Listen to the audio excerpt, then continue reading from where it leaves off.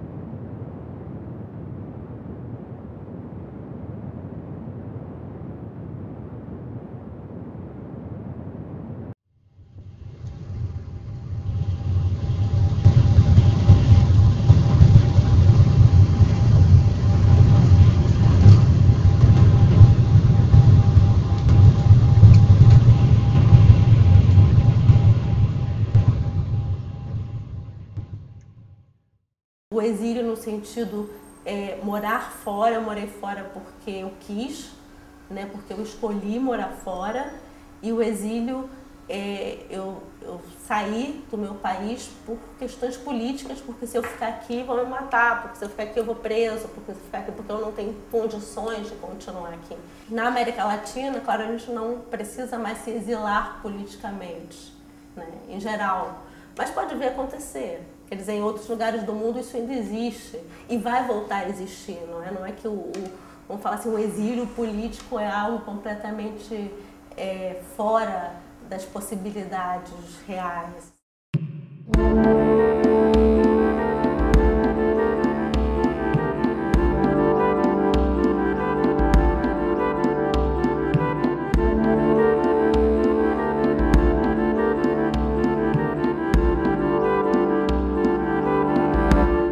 Ich bin in Berlin, Charlottenburg geboren. 1938 bin ich in die Schweiz gekommen. Dort haben wir in Zürich gelebt und dann im Tessin. Meine Kindheit war es die Schweiz, da war ja auch der Krieg.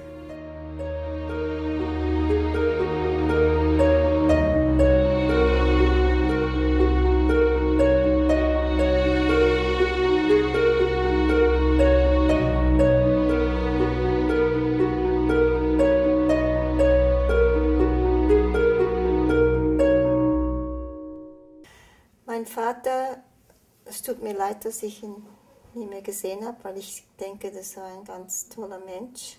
Ja, vor Kriegsausbruch. Er ist ein paar Mal noch in die Schweiz gekommen. Und dann ist der Krieg ausgebrochen und da konnte er nicht mehr kommen. Dann habe ich ihn nie mehr gesehen. Aber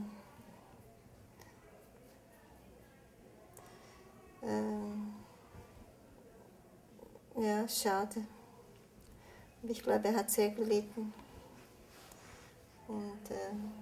Aber es muss ein sehr netter, interessanter Mensch gewesen sein.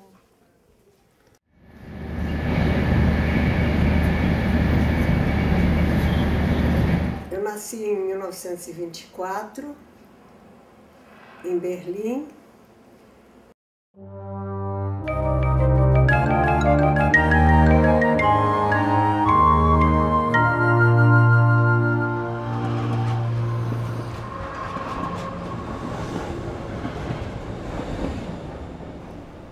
Ele estava escrevendo uma ópera, junto com a mãe dele.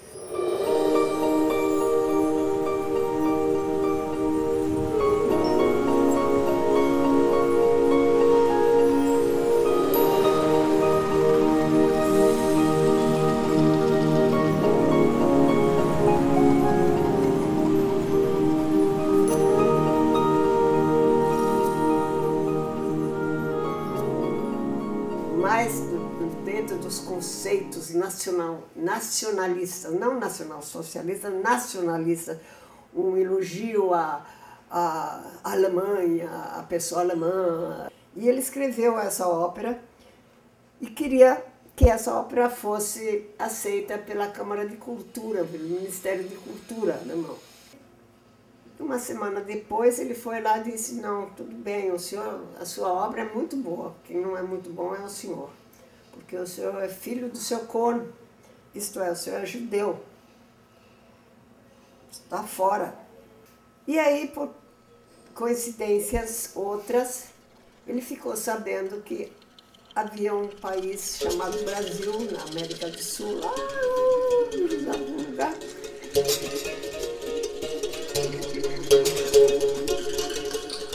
O meu pai, ele veio em 53 com a segunda família, mas ele morreu em 61.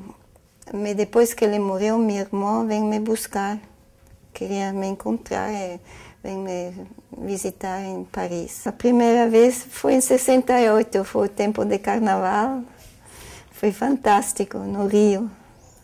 Não tem mais esse carnaval no Rio. Tinha em todos os lados, em todas as ruas, tinha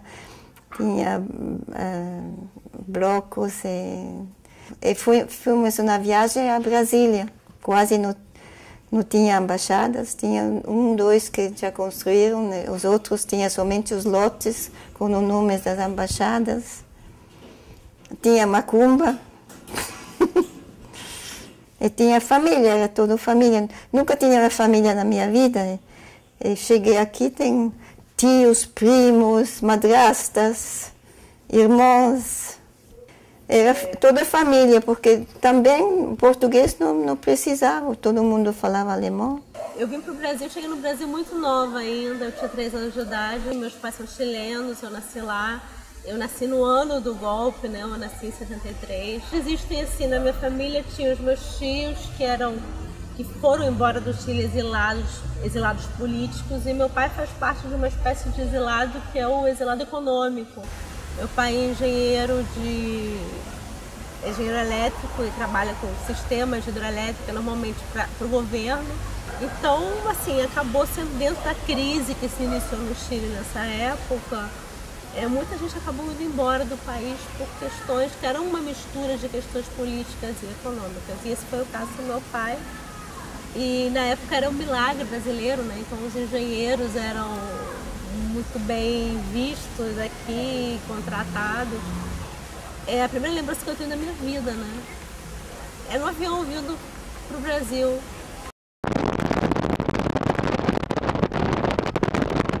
Mein Großvater war ein großer Staatsanwalt und wollte schon früh, dass ich Gerechtigkeit erbe. Ich glaube, sie war eine ganz wunderschöne Frau, mit einem wahnsinnigen Mut und eine große Dichterin natürlich und hat alles wahrscheinlich vorausgesehen, einen wahnsinnigen Weitblick auch.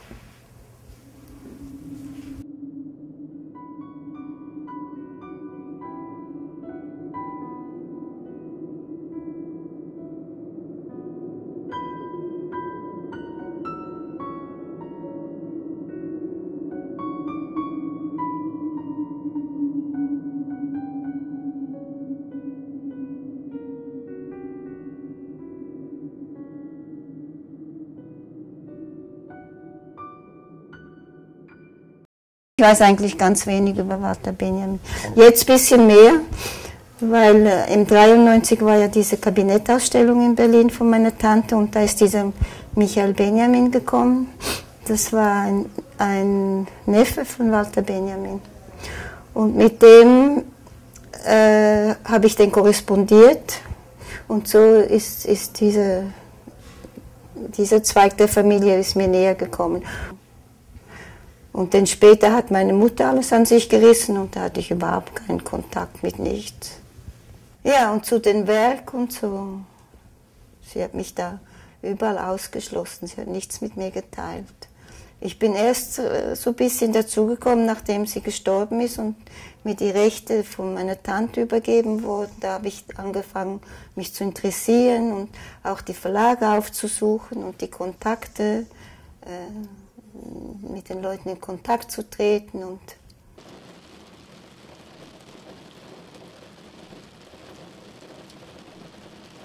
eu sou uma escritora brasileira, às vezes me perguntam, ah, você é uma escritora chilena? Não, eu não tenho a menor dúvida disso, eu sou uma escritora brasileira, eu me identifico com a língua, com a literatura brasileira, com a minha geração, quer dizer, a geração de escritores a qual eu pertenço.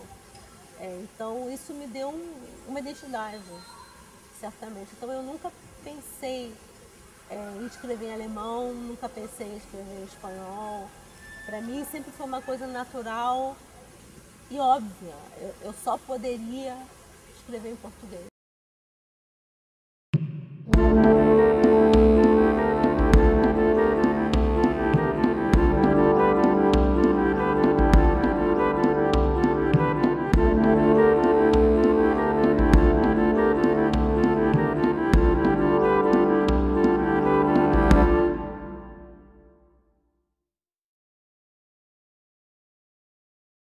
Embarcou em 34, se despediu da mulher e disse, olha, eu vou ver como é que é depois, vocês vêm depois.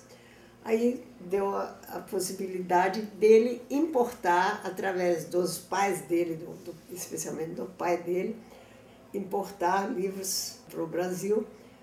Um ano depois, minha mãe foi, em 35, minha mãe veio encontrar com ele e ajudou ele a fundar essa livraria. Então a livraria foi florescendo, foi melhorando e em 36 eu e meu irmão, 2 anos mais novo que eu, viemos atrás dos meus pais, viemos para São Paulo.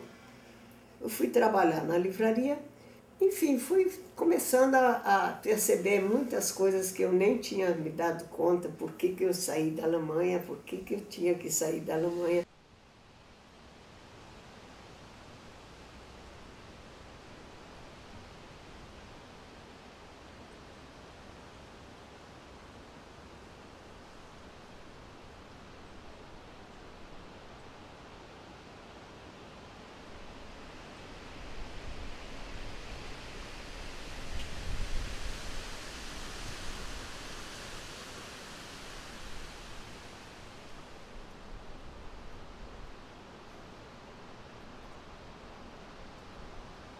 ich habe keine Eindrücke, nur dass ein Mädchen im gleichen Haus wohnte, die war älter als ich und die durfte alle Bücher rausnehmen und ich durfte nur die in der untersten Reihe benutzen.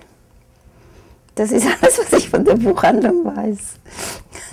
Und dann saßen wir vor der Tür und lasen die Bücher. Es gibt sogar ein Foto, wo ich da mit meinen Gespanen vor dem Schaufenster Bücher lese. A livraria faliu. Bom, faliu é interessante saber.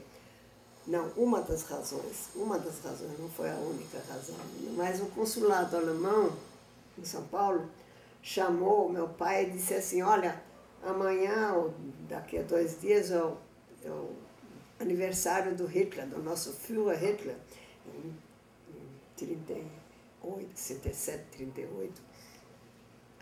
Nós temos que, você como livraria alemã vai fazer uma bela de uma vitrina com o Mein Kampf, bem bonito, com swastika e tudo mais.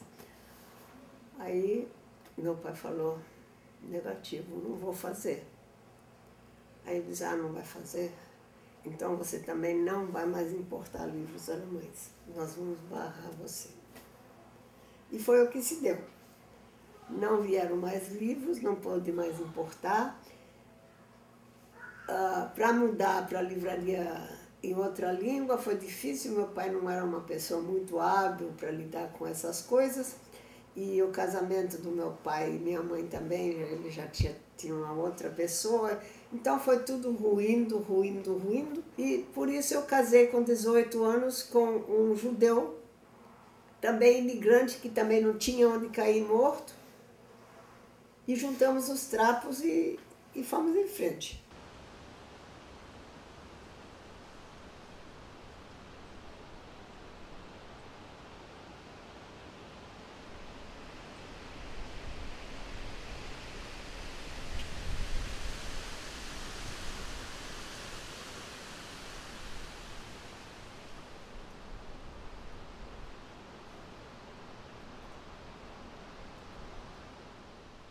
für überall ein Rückreisevisum.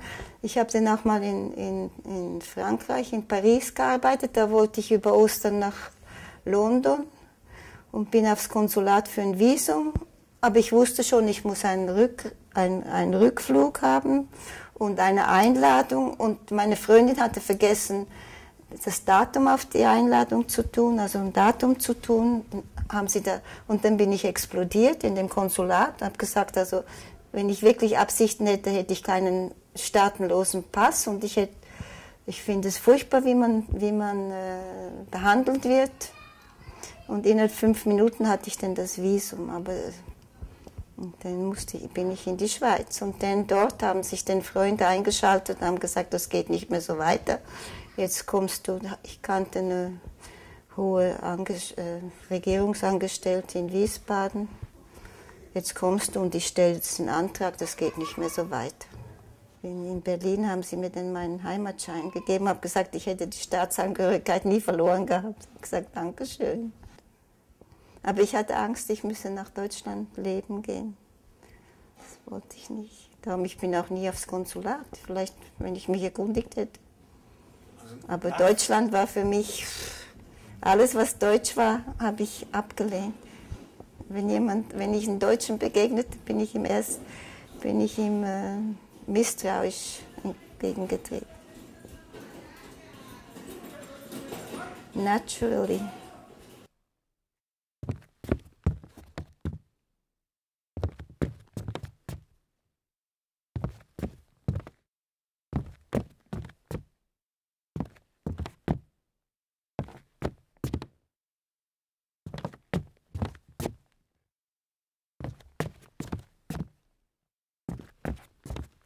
Agora, durante a guerra, em 44, 43, a gente não podia falar alemão na rua, né?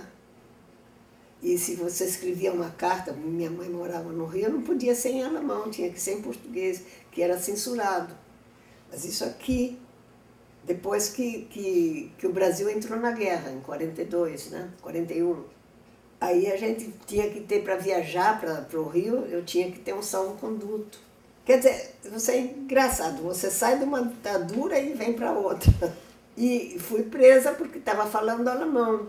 Eu e meu marido, que estávamos junto com um senhor que mal falava português, então para facilitar, no restaurante a gente falou. Aí chegaram os caras de chapéu na cabeça, que estava na cara que eram policiais, né? E falaram assim, vamos embora, está preso, não pode falar alemão. Então tinha toda essa ambivalência também. Difícil, sabe? Tanto é que minha filha não fala, não aprendeu alemão. Quando ela nasceu em 47, eu tinha um receio de falar alemão com ela na rua. Até falava em casa, que eu queria que ela soubesse alemão. Mas não podia, porque ainda ficava aquele resíduo, pô, mas não pode falar alemão, porque, sabe? Embora já pudesse.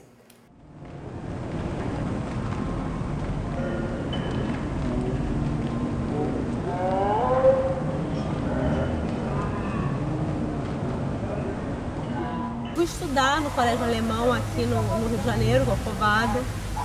Então eu já tinha desde muito novo uma relação, uma conexão com a Alemanha, com o idioma. E eu tinha aquela sensação, não, agora eu quero morar fora, quero ver o mundo. E eu tinha um diploma, falava alemão, então era muito simples ir para a Alemanha.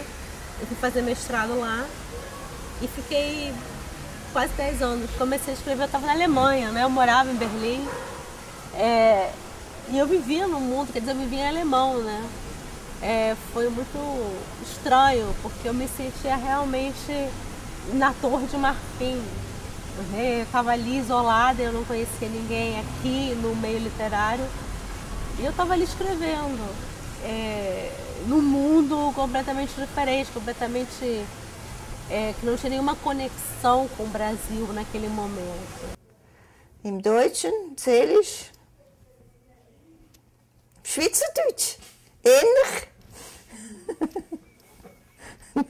Mit Deutschland habe ich mich jetzt mehr oder weniger versöhnt, auch weil ich so fantastische Kontakte habe mit den Verlagen und alles so nett sind, aber erst vor ein paar Jahren habe ich das endgültig, dieses Ding abgelegt. Also, und ich glaube nicht, dass ich in Deutschland leben möchte. Es gibt doch noch Sachen, die mir nicht so gefallen. Weil ich weiß nicht, mir war immer am wohlsten mit verschiedenen Nationalitäten zusammen. Ich glaube, das ist irgendwie angeboren. E em 74, quando eu já tinha ficado viúva, em 72 eu fiquei viúva. E aí eu estava novamente perdida no mundo mesmo, muito difícil, tudo muito complicado. E aí a minha mãe falou, não, eu quero que você vai comigo viajar para a Alemanha, eu financio grande parte disso, e aí eu fui com ela. Em 74, voltei, quer dizer, eu não queria ir, eu não queria voltar para a Alemanha, eu tinha uma resistência muito grande, eu não queria saber dos alemães. Eu falei, eles me botaram para fora, eu não quero voltar, não vou voltar. Mas ela insistiu e aí eu fui. E em 70, quer dizer, foi minha primeira viagem de volta para a Alemanha. Em 36 eu saí, em 74 foi a primeira viagem que eu fiz. E fiquei admirada comigo mesma. Como eu tirei esse mal-estar que eu sentia para com os alemães. Eu achava que todos eles eram horríveis. Era uma ideia, claro que não é dito assim, eu estou falando isso agora. Dentro de mim, certamente sentia. Porque essa resistência a voltar para a Alemanha? Eles me expulsaram. Foi por causa deles que eu tive que sair. Não pude ter uma formação, não pude ter uma vida aqui. Não que isso tenha me feito mal, que eu acho que estou muito melhor aqui, muito bem, graças a Deus. Cheguei a essa idade com todos os obstáculos e empecilhos, muito bem. Mas, de alguma maneira, teria sido diferente, só isso.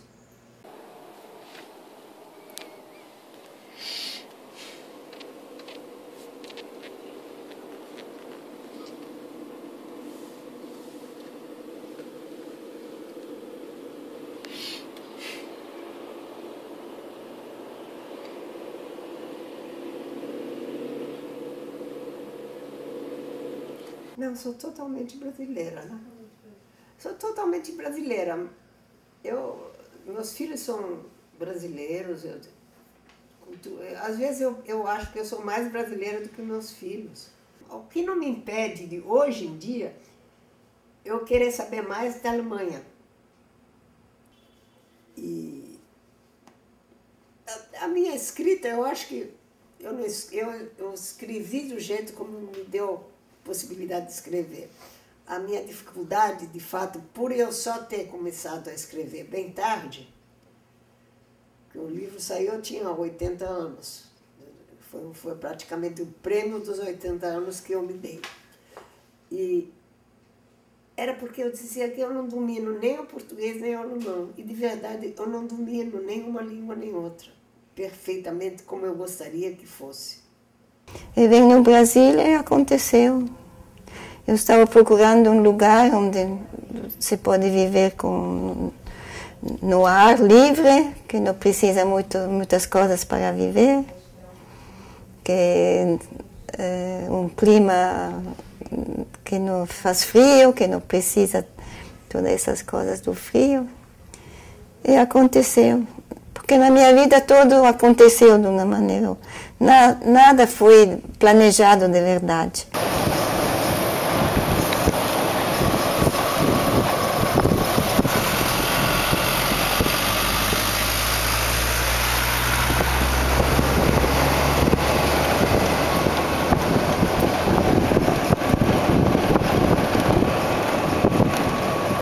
O lugar do escritor é sempre um lugar do exilado, no sentido que o escritor é aquele que de alguma forma deu um passo para o lado, quer dizer, aqui está o cerne, o meio dos acontecimentos, o escritor é aquele que deu um passo para o lado, ele sabe o que é aquele meio, mas ele está observando, né?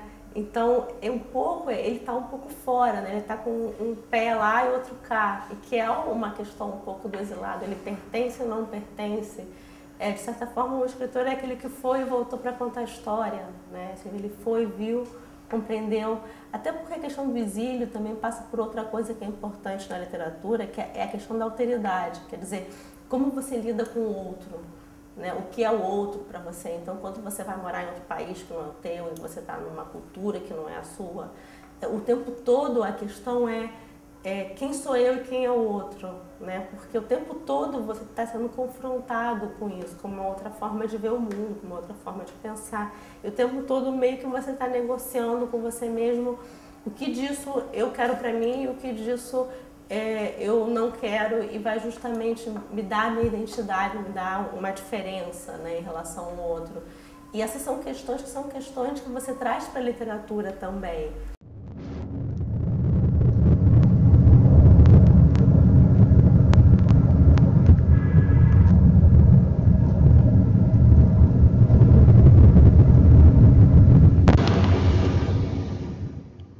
Minha mãe morreu com 94 anos, mas os últimos 4 anos, mais ou menos, dela, ela já estava cega, não estava totalmente cega, mas ela só via vultos, e uma coisa que ela gostava muito de ler, escrever, ela não conseguia mais.